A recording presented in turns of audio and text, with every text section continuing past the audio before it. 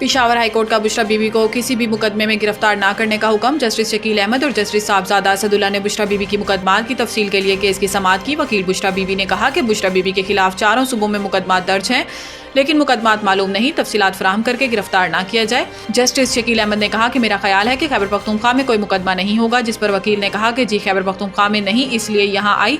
Justice साहबजादा Asadullah ने कहा कि अगर यहाँ कोई केस नहीं तो क्या हम हिफाजती जमानत दे सकते हैं। वकील बुशरा बीबी ने कहा कि कानून और आइन हर शहरी को तहफ़्फ़ुज़ का यकीन दिलाता है। पेशावर हाई कोर्ट ने पहले भी हिफाजती जमानत दी है। अदालत ने नैब और FIA समेत तमाम इदारों से मुकदमात की तफसील तलब कर ली। अदालत ने हुक्म के बाद बुशरा बीबी और राहदारी जमानत की दरख्वास्त वापस लेने का फैसला किया है। मुल्क में डेंगू, चिकनगोनिया और मलेरिया के केसेस में इजाफा। मुल्क के बड़े और छोटे शहरों में डेंगू, चिकनगोनिया और मलेरिया समेत दीगर वबाई अमराज की शिद्दत बढ़ने लगी है।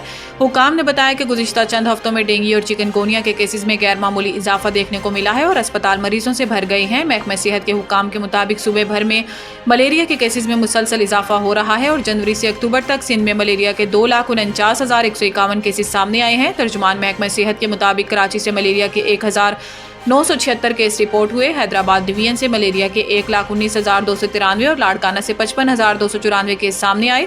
हुकाम का बताना है कि मीरपुर खास से मलेरिया के 33,953 केस, शहीद बेनज़ीराबाद से 20,858, जबकि सखर से मलेरिया के 17,770 केस रिपोर्ट हुए।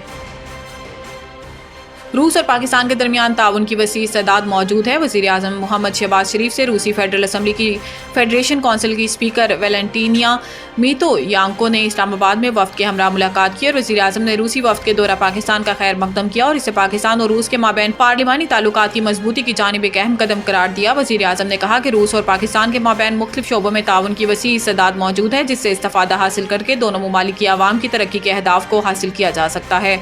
वज़ीर आज़म ने मुलाकात में मज़ीद कहा कि दिसंबर 2024 में मुनक्किद होने वाले पाकिस्तान और रूस मुश्तरका कमीशन का इजलास दोनों ममालिक के माबैन ताउन को वसअत देने का अहम मौका साबित होगा। इजलास में दोनों ममालिक के माबैन तिजारत और सरमायाकारी के फ़रोग़ के लिए बैंकिंग चैनल्स की मंजूरी और पाकिस्तानी और रूस के माबैन मईशत, तिजारत और सरमायाकारी की एक जामिया रोड मैप की तश्कील पर भी गुफ्तगू हुई।